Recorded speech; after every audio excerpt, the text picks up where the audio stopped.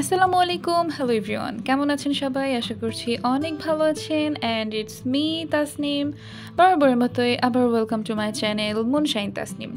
আমি আজকে আপনাদের জন্য নিয়ে এসেছি একটা দুর্দান্ত মজাদার আর হেলদি একটা রেসিপি। এই রান্নাটা খাইতে যতটা মজা আর এটা ততটাই স্বাস্থ্যকর। আর আপনারা নিশ্চয়ই এতক্ষণে বুঝেও গিয়েছেন আমি আসলে কোন রান্নার কথা বলছি। হ্যাঁ, আমি কবুতর রান্নার কথা বলছি। তো এই কবুতরটা আম্মা পাবনা থেকে নিয়ে এসেছিল। আর এই পেঁপেটাও ছিল আমাদের গাছের পেঁপে। তো ওইদিকে আপনি পেঁপে তারপরে কবুতর ভালো করে ক্লিন করে কেটে নিচ্ছে, আর পেঁপেটাও কেটে নিল। আর এদিকে আম্মা মশলা বেটে নিচ্ছে। মশলার জন্য নিয়েছে পেঁয়াজ, রসুন, আদা, আর আম্মা কাঁচামরিচটাও একটু বেটে নিয়েছে। তো জিরাও ছিল, আর রসুন থেতো করে নিয়েছে। আর এখানে দেখা যাচ্ছে সব কিছু ধুয়ে পরিষ্কার করে রাখা হয়েছে। তো এবার কড়াইতে দিয়ে দিল সামান্য পরিমাণ তেল। আসলে সামান্য পরিমাণ না, যতটুকু প্রয়োজন ততটুকু তেল দেওয়া হয়েছে।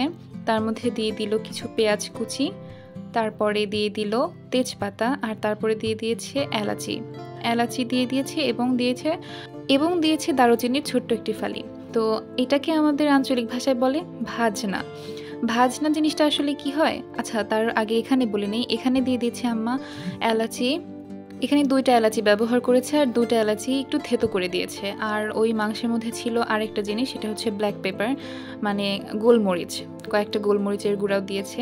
তো যেটা বলছিলাম, আমাদের আঞ্চলিক ভাষায় এটাকে ভাজনা বলে। ভাজনা জিনিসটা হচ্ছে পেঁয়াজ ভেজে নিয়ে তার সাথে কিছু আস্ত মশলা ভেজে নিয়ে এটাকে উঠিয়ে রাখে, পরে বেটে এটা পরে তরকারিতে দেয়। তো ভাজনাটা উঠিয়ে রেখে অবশিষ্ট তেলের মধ্যে দিয়ে দিল এই মশলা বাটাগুলো। তো আমি তো আগেই বলেছি এখানে কি কি মশলা আছে। পেঁয়াজ, রসুন, আদা, মরিচ, তারপরে কিছু আস্ত মশলাও আছে যেমন জিরা, এগুলোই বাটা দিয়ে দিয়েছে। আর এর সাথে রয়েছে থেতো করা রসুন।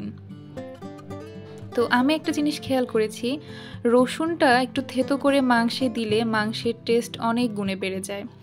যাই হোক, এবার এখানে দিয়ে দেওয়া হচ্ছে গুঁড়া মশলাগুলো, যেমন ধনিয়া গুঁড়া, মরিচের গুঁড়া, হলুদের গুঁড়া, আর লবণ, স্বাদমতো লবণ তো অবশ্যই। এগুলো দিয়ে সামান্য পরিমাণ পানি দিয়ে এবার এটাকে ভালোভাবে কষিয়ে নিতে হবে। তো এটা যেহেতু আমাদের গাছের পেঁপে, এতে কোনো সার বিষ কিচ্ছু নেই, একদম ফ্রেশ পেঁপে। আর এই রান্নাটা আমি জানি দুনিয়ার সব মায়ের রান্নাই অনেক মজা, তবে আমি স্পেশালি বলবো আমার এই রান্নাটা অনেক বেশি মজা, আমি এটা অনেক বেশি এনজয় করি। এদিকে চলছে কষানোর প্রসেসিং। আমরা দেখেছিলাম কিউব কিউব করে কেটে রাখা পেঁপেগুলো প্রথমে একটু ভেজে নিয়েছে, হলুদ আর লবণ দিয়ে আলাদা করে একটু ভেজে রাখা হয়েছিল। সেটা এবার এই কষানো মশলার মধ্যে দিয়ে দেওয়া হয়েছে। তারপরে এবার দিয়ে দেওয়া হচ্ছে এই কবুতরের মাংসগুলো। এখানে 2টা কবুতর ছিল। তো এবার এগুলোকে ভালোভাবে কষিয়ে নিতে হবে।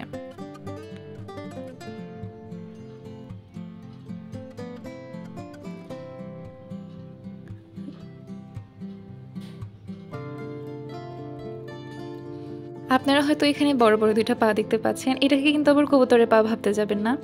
আসলে কিছু সামান্য পরিমাণ মুরগির মাংস ছিল, তো ভাবলাম যে এটা আবার আলাদা করে কিভাবে রান্না করবে, তাই বললাম যে এর মধ্যেই দিয়ে দাও, একসাথে রান্না হয়ে যাবে। কষানো মশলাটার মধ্যে যখন পেঁপে আর মাংসগুলো দিয়ে দিল, তারপরে কিন্তু একটু সামান্য পানি দিয়ে দিয়েছে। তা না হলে হবে কি, এই কষানো মশলাটা কড়াইয়ের সাথে লেগে যাবে।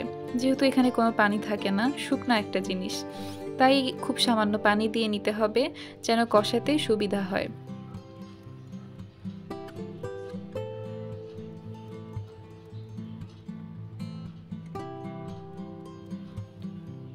তো কষাতে কষাতে একসময় আপনি বুঝে যাবেন, যখন তেলটা ছেড়ে দিবে, এই যে এই পর্যায়ে এসে যেটুকু পানি দেওয়া হয়েছিল সবটুকু পানি একদম শুকিয়ে যাওয়ার পরে উপরে তেল ভেসে উঠবে, মানে তেল উপরে উঠে যাবে, তখন বুঝতে হবে যে এটা কষানো হয়ে গিয়েছে। এই পর্যায়ে এসে আমাদের তরকারির ঝোলের জন্য পানি দিয়ে দিতে হবে। তো এই যে দিয়ে দেওয়া হয়েছে ঝোলের জন্য পানি। এবার চুলাটাকে জোরে দিতে হবে, চুলার আঁচ বাড়িয়ে দিয়ে জাল করতে হবে।